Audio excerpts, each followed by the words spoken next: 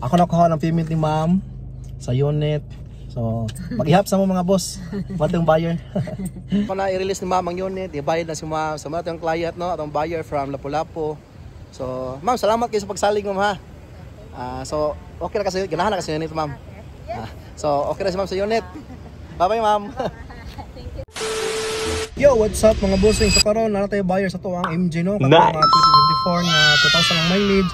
So before na to i-release ang unit or before na to ihatag sa to ang buyer, magpa-state sa daan para sa transfer of ownership kay free transfer man ta mga boss. Okay, nice. Alright. Kung nakita mo sa kanya nandihan na pati available ha, natay Vios nga 2025, bunya to ang Mirage nga 2024. Mga low mileage, no? Ato ang Mirage is 6,000 ang mileage, ato ang Vios is 8,000 ang mileage. Good as new to mga bossing. Pwede utangon, pwede cash, pwede financing. 1 to 2 days na to ang pag-process sa financing ha.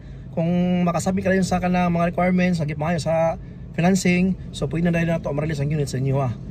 Moments later. Pa-state sila sa mga boss before na to i-release ang unit. As pa sila daan para sa transfer, no? Kaya free transfer man ta sa ni pa pandaan stinsilan para diretso na. Okay. So di pa na ng stencil karon. Stencil.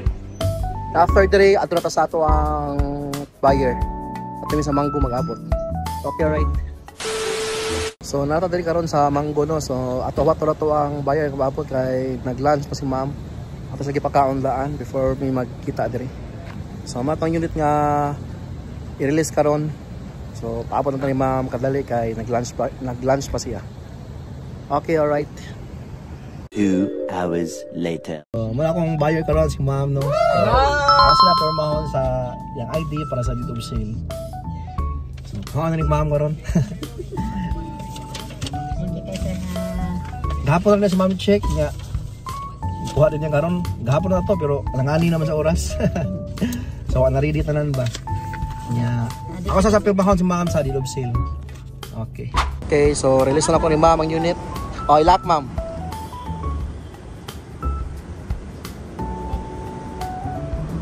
Okay. Bye-bye na ka.